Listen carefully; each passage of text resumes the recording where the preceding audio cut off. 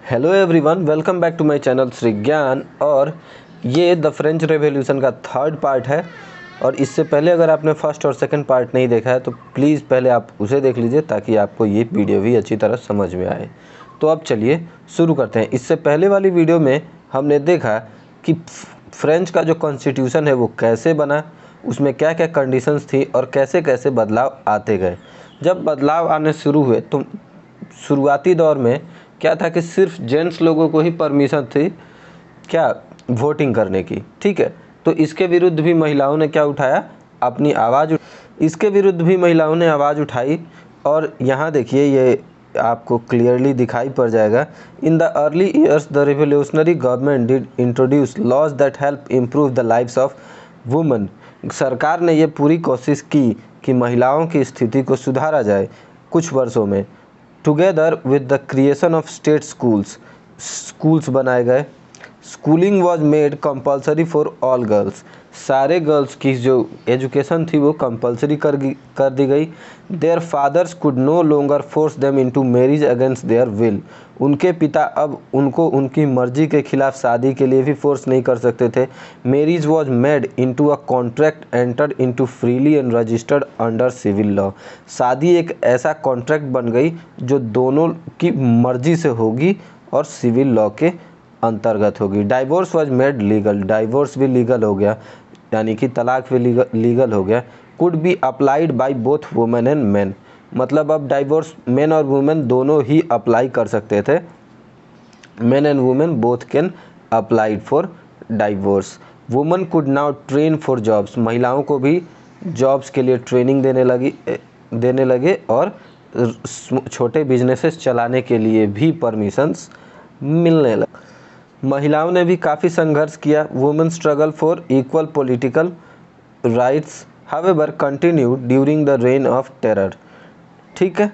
The new government issued law ordering closure of women's club and banning their political activities. जो नई सरकार बनकर आई उसने क्या किया कि उसने ऑर्डर कर दिया कि वुमेन्स क्लब को बंद कर दिया जाए, ठीक है। और उनकी जितनी भी पॉलिटिकल एक्टिविटीज़ हैं वो सब भी बंद कर दी जाए।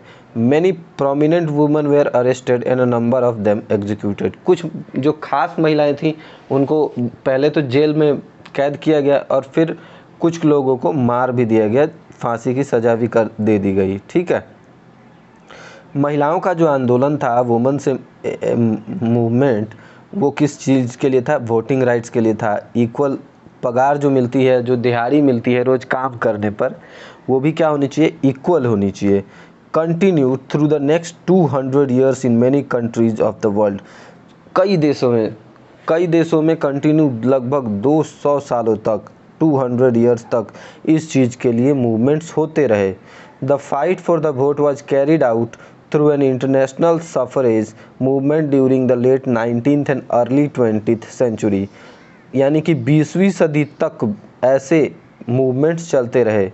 The example of political activities of the French women during revolutionary years was kept alive as inspiring memory. It was finally in 1946 that women in France won the right to vote. 1946 में जाकर महिलाओं को क्या मिला? आज़ादी मिली। क्या, किस चीज़ की आज़ादी? वोट करने की आज़ादी। उन्हें भी ये हक मिला कि वो अब वोट कर सकती थी, ठीक है। तो एक ये महिला है, देखो, दी गॉर्जेस, जिनका जन्म 1748 में हुआ था। इन्होंने अपनी एक किताब में लिखा है कि भाई हमें कैसे मतलब वोटिंग राइट्स मिले और कैसे वो मिला, वो सारी चीज़ें इन्होंने अपनी उसमें लिखी हैं। और ठीक है, यहाँ कुछ और भी बेसिक राइट्स लिखे गए हैं, ये देख लो एक बार आप। जैसे कि देखो, महिलाएं भी वैसे ही पैदा होती हैं जैसे मर्द पैदा होते हैं और उनको भी मतलब जब बराबरी का हक मिलना चाहिए दोनों को, ठीक है। पॉलिटिकल एसोसिएशंस एंड प्रिजर्वेशंस के भी सारे हक मिलने चाहिए। तो यही सारी चीज़ें हैं जो पॉलिटिकल एसोसिएशन है उसका ये काम होना चाहिए कि वो rights of women's and men, दोनों के नेचुरल जो राइट्स हैं उन दोनों को बचाए, ना कि सिर्फ मेन के बचाए। These rights are liberty, property, security and all above the operations. तो ये सारे जो राइट्स हैं ये महिलाओं के भी बचाने होंगे, सिर्फ मर्दों के बचाने से नहीं चलेगा। अब ये देखो यहाँ लिखा है one of the most revolutionary social reform of the Jacobian regime was the abolition of slavery in French colonies. जितनी भी फ्रेंच की कॉलोनीज थी ना, वहाँ पे क्या होता था, गुलाम बनाए जाते थे कि ये मेरा गुलाम है, ये तुम्हारा गुलाम है। और ये गुलाम क्या करते थे कि लोगों की गुलामी करते थे, ठीक है। वो जो भी कहता था उसके ही बातें मानते थे, उसकी सारी काम करते थे। तो जब मूवमेंट स्टार्ट हुआ तो एक और रिफॉर्म लाया गया, और इस रिफॉर्म में कहा गया कि भैया अब ये स्लेवरी जो है, गुलामों की जो अवस्था है, इसको बंद कर दिया जाए। अब ये गुलामों वाले नियम नहीं चलेंगे। तो एबोलिशन कर दिया गया। वो फ्रेंच कॉलोनीज में जितने भी गुलाम थे उन सबको आज़ाद कर दिया गया। The colonies in the Caribbean, Martinique and ये जितने भी सैन डोमिंगो है, ऐसे जितने भी मतलब जगहें हैं, इन सब पर क्या कर दिया गया कि गुलामों को आज़ाद कर दिया गया, ठीक है। और ये गुलाम क्या करते थे, देखो इम्पोर्टेंटली ये सप्लाई करते थे तंबाकू, indigo, water, coffee. But the reluctant of European to go work in distance and unfamiliar land means a shortage of labour on the plantation.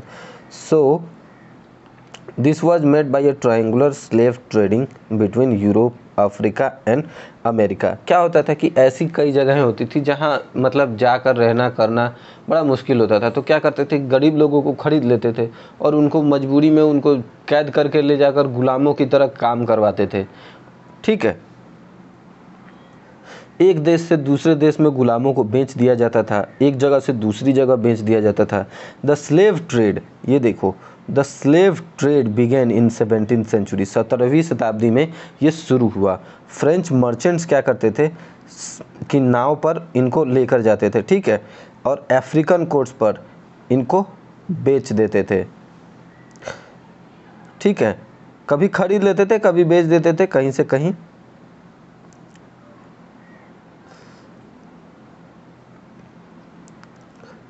ठीक है, आई होप आपको यहाँ तक तो समझ में आ गया होगा। The exploitation of slave labour made it possible to meet the growing demand in European market of sugar. जो चीनी की मांग थी यूरोपियन मार्केट में, उसको बढ़ाने के लिए क्या किया जाता था कि लेबर ज़्यादा लगते थे। और लेबर ज़्यादा कहाँ से, तो क्या किया जाता था कि जितने भी जो स्लेव लेबर्स थे ना, स्लेव लेबर्स यानी कि गुलाम जो नौकर थे, उन सबको ज़्यादा प्रताड़ित किया जाता था, उनको ज़्यादा परेशान किया जाता था कि तुम और काम करो, तुम और काम करो। और इस तरह से पोर्ट सिटीज़ में इनको बेच कर बहुत अच्छा खासा मुनाफा कमाया जाता था। लोगों को गुलामों की तरफ, सामान की तरफ बेच दिया जाता था, खरीद लिया जाता था। क्या ज़माना था, सोच के देखो। लेकिन जब 18th सेंचुरी स्टार्ट हुई तो क्रिटिसिज्म शुरू हो गया। स्लेवरी जो गुलामों की मतलब गुलामों का प्रथा था, जो ये गुलाम बनाते थे लोग, इसकी लोग बुराई करने लगे, ठीक है। The national assembly had long debates about whether the right of man should be extended to all French subjects including those in the colony। अब बात ये उठने लगी कि कॉलोनीज में जो लोग हैं उनको भी उतना ही हक है या सिर्फ हम लोगों को हक है। तब फिर देखो, but it did not pass any law, लेकिन कोई कानून पास नहीं हुआ, ठीक है, कोई कानून नहीं बना। Fearing opposition from businessman whose income depends on the slave trade. इसका एक कारण ये भी था कि जो भाई बड़े बड़े बिजनेसमैन थे वो टैक्स ही नहीं पे करते। फिर कैसे टैक्स पे करते, तो ये भी एक डर था कि अगर हम ऐसा कुछ कानून बनाएंगे तो वो टैक्स देना ही बंद कर देंगे। लेकिन 1794 में एक कन्वेंशन में ये फैसला हुआ कि जितने भी स्लेव्स हैं, all slaves in the French overseas possession, इन सबको क्या कर दिया जाए, फ्री कर दिया जाए। Free all slaves in the French overseas possessions. जितने भी फ्रेंच में ओवरसीज जितने भी गुलाम हैं, इन सबको क्या कर दिया जाए, आज़ाद कर दिया जाए। लेकिन नेपोलियन 10 साल के बाद जब नेपोलियन आया, 10 ईयर्स लेटर, नेपोलियन री इंट्रोड्यूस द स्लेवरी। इसने दोबारा से गुलामों की जो प्रथा है वो चालू कर दी।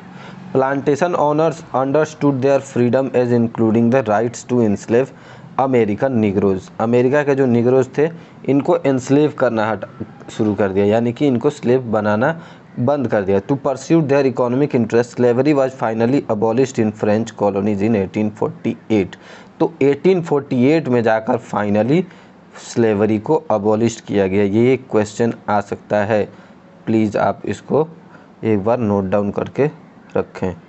अब ये देखो, यहाँ लिखा है the revolution and everyday life, आपकी रोज़मर्रा की ज़िंदगी और क्रांति, रेवोल्यूशन। ठीक है, अब इन दोनों में फ़र्क क्या है ये देखते हैं, और इन दोनों में सिमिलैरिटीज़ क्या है वो भी देखेंगे।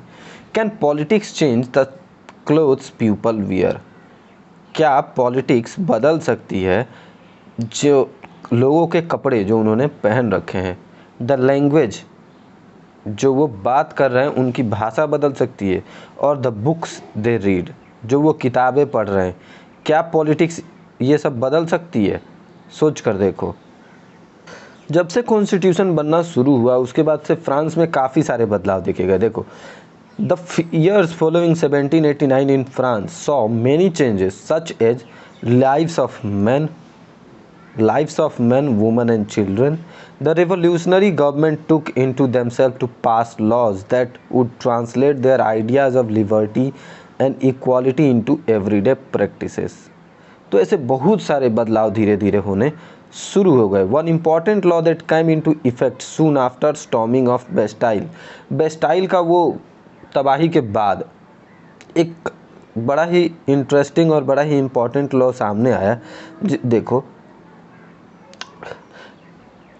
abolition of censorship. In the old regime, all written material and cultural activities, books, newspaper, plays could be published or performed only after they had been approved by the censors of the king.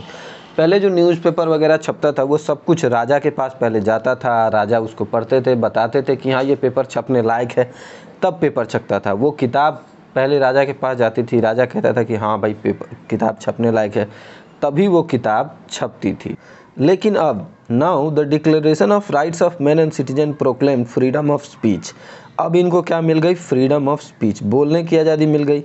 N expression to be a natural right, आप express कर सकते हो। Express क्या कर सकते हो कि भाई अगर आप किसी फैसले से नाखुश हो तो आप बता सकते हो, आप प्रोटेस्ट कर सकते हो। Newspaper, preambles, books and printed pictures flooded the town of France from where they travel rapidly into countryside. अब इस पे कोई खास रोक टोक नहीं थी, जो भी छाप सकता था कुछ भी छाप रहे थे। They all describe the discuss the events and changes taking place in France, वो सब ये लिख रहे थे, ज़्यादातर किताबों में यही छप के आ रहा था कि कैसे कैसे बदलाव हुए। Events the changes taking place in the France, France में जो भी बदलाव हुए वो सारी चीज़ें मेंशन होने लगी। ठीक है, उसके बाद देखो फ्रीडम ऑफ द प्रेस, यानी कि जो पत्र लिखने वाले थे, प्रेस जो पेपर निकालती थी, उनको भी फ्रीडम मिल गया। वो भी अपोज कर सकते थे, अपना व्यूज़ रख सकते थे कि हाँ भैया ये सही है, ये गलत है। ठीक है, इस तरह की चीज़ें, सॉन्ग्स और प्ले जो भी था, इस तरह की चीज़ें ढेर सारे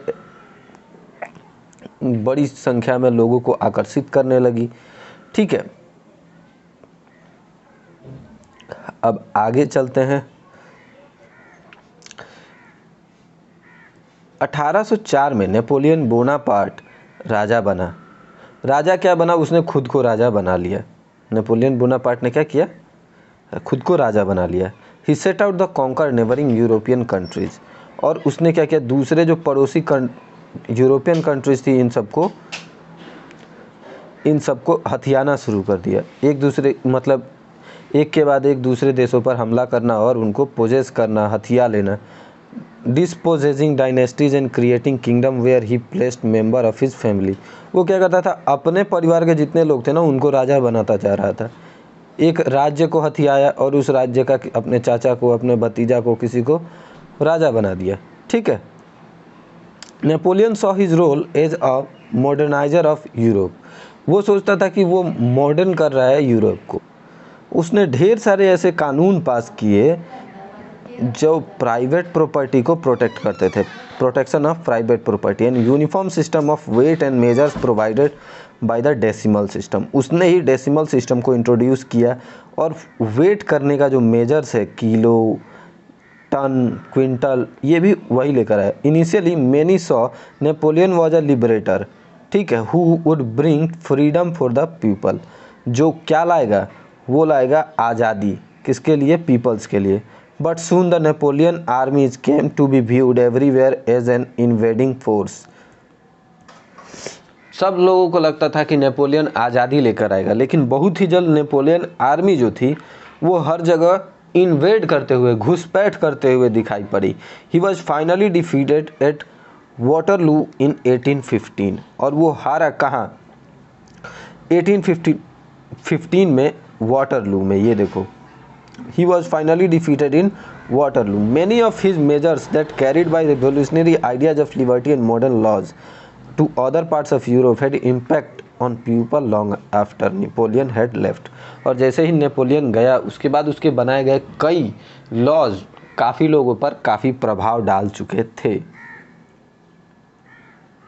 और उसके जाने के बाद the idea of liberty and democratic rights जो है वो एक इम्पॉर्टेंट फैक्टर बन गए फ्रेंच रिवॉल्यूशन का। ठीक है, उसके बाद देखो the spread from the France to the rest Europe. पहले यही सारी बातें धीरे धीरे पूरे यूरोप में फैली और उसके बाद पूरे दुनिया में फैली। ठीक है, colonized people reworked the idea of freedom from bondage to their movement to create sovereign national state। जो कॉलोनीज में लोग थे वो धीरे धीरे क्या हो गए, फ्रीडम के आइडिया को एक्सेप्ट करके उनको मूवमेंट करके धीरे धीरे आज़ाद हो गए। Tipu Sultan and Ram Mohan Roy are two example of individuals who respond to the idea coming from revolutionary France. देखो, टीपू सुल्तान और राम मोहन राय ये दो अच्छे एग्जाम्पल्स हैं। किस चीज़ के? इस चीज़ के कि हाँ, हमें भी ऐसा एक कॉन्स्टिट्यूशन बनाना चाहिए या हमें भी ऐसी आज़ादी चाहिए। इन सब चीज़ों के बारे में इन दो लोगों ने काफ़ी अच्छी सोच रखी थी। अब चलते हैं क्वेश्चन आंसर के ऊपर। सबसे पहला क्वेश्चन है, describe the circumstances leading the outbreak of revolutionary protest in France. France में जो आउटब्रेक हुआ, जो प्रोटेस्ट हुआ, इसका कारण क्या था, हमें ये बताना है। तो एक कारण तो सबसे पहले आपको अच्छी तरह पता ही है कि टैक्स बढ़ गए, और टैक्स बढ़ने के क्या क्या कारण थे वो भी आपको लिखने पड़ेंगे। तो ये आई थिंक आपको अच्छी तरह आप लिख सकते हो। आप एक बार लिख कर मुझे टेलीग्राम पर पक्का मैसेज कर दो, मैं बता दूंगा कि हाँ आपका आंसर कितना सही कितना गलत है। दूसरा क्वेश्चन ये है कि which group of French society benefited from the revolution. जब रेवोल्यूशन हुआ तो उससे किस सोसाइटी को सबसे ज़्यादा फायदा हुआ, किस सोसाइटी को सबसे ज़्यादा नुकसान हुआ, किसके पावर छीन लिए गए। ठीक है, which section of the society would have been disappointed with the outcome of the revolution. जो नतीजा निकल कर आया इस रेवोल्यूशन का, इससे किसको नुकसान हुआ, कौन दुखी था और कौन खुश था। इस क्वेश्चन का आंसर भी एकदम इजी है कि जब पहले रेवोल्यूशंस हुए तो किसको फ़ायदा। जब सबसे पहली बार रेवोल्यूशंस हुए तो फ़ायदा किसको हुआ, सोच कर देखो। फ़ायदा उनको हुआ ना जो बड़े बड़े बिजनेसमैन थे, उनको मेंबर्स बनने का मौका मिला, उनको अपनी बात कहने का मौका मिला। मेंस को फ़ायदा हुआ कि उनको वोटिंग राइट्स मिल गए, लेकिन वुमेन्स को और जो बूढ़े लोग थे, जो पैसिव सिटीजन्स थे, उनको तो कोई प्रॉफिट मिला ही नहीं। राजा की पावर छीन ली गई। तो आप ये भी लिख सकते हो कि राजा के पावर्स क्या हो गए, लिमिटेड हो गए। जो थर्ड एस्टेट था उसकी पावर बढ़ गई। और विच section of the society would disappointed, तो डिसअपॉइंटेड कौन था, राजा। फर्स्ट सेक्शन और सेकंड सेक्शन भी डिसअपॉइंटेड थे, और थर्ड जो मतलब स्टेज था उसके पैसिव जितने भी सिटीजन्स थे वो सारे ही दुखी थे, डिसअपॉइंटेड थे। तो ये आपको आंसर में लिखना पड़ेगा। थर्ड क्वेश्चन देखिए, थर्ड क्वेश्चन में लिखा है कि during describe the legacy of the French revolution for the people. तो लीगेसी के बारे में बताना है, legacy of the French people for the peoples of the world. पूरे विश्व के लिए क्या क्या लीगेसीज थी वो सारी चीज़ें आपको बतानी है। चौथा क्वेश्चन है, draw up A list of democratic rights. Democratic rights की एक आपको लिस्ट बना लेनी है बस। वी एन्जॉय टुडे, हम आज एन्जॉय जो करते हैं ना वो सारी चीज़ें, whose origin would be traced in French revolution. हम आज जो मतलब राइट्स, डेमोक्रेटिक राइट्स एंजॉय करते हैं, उसमें से कौन कौन से डेमोक्रेटिक राइट्स हैं जो हमको फ्रेंच रेवोल्यूशन के टाइम पर देखने को मिला था, हमको ये लिस्ट बना लेनी है। तो चौथा क्वेश्चन भी काफ़ी ईजी है। अब चलते हैं पांचवा question. Would you agree with the view of that the message of universal right was based on contradiction. तो ये आप खुद से करोगे, इसका क्वेश्चन का आंसर मैं आपको बाद में बता दूंगा। How would you explain the rise of Napoleon. ये दो क्वेश्चन आपके लिए होमवर्क रहेंगे, एक बार चैप्टर को फिर से आप अच्छे से पढ़िए और क्वेश्चन का आंसर आप मुझे टेलीग्राम कर सकते हैं। इसी चैनल के नाम से मेरा टेलीग्राम भी है, श्री ज्ञान के नाम से, तो आप उस पर आप एक बार पक्का आप अपना टेक्स्ट कर दीजिए या व्हाट्सएप कर दीजिए, जो भी करना है कर सकते हैं। वहाँ मैसेज कीजिएगा तो मैं आपको बता दूंगा कि हाँ आपको ये आंसर ऐसे लिखना चाहिए या नहीं। तो guys thanks for watching the video. मिलते हैं वीडियो के अंत, नेक्स्ट वीडियो में आपके साथ फिर से मिलते हैं। तब तक के लिए पढ़ते रहिए, बढ़ते रहिए। अगर वीडियो अच्छी लगी हो तो आप वीडियो को, चैनल को सब्सक्राइब कीजिए, वीडियो को अपने फ्रेंड्स के साथ ज़रूर शेयर कीजिए ताकि उनको भी लॉकडाउन में फ्री में कॉन्सेप्ट्स क्लियर करने का मौका मिले।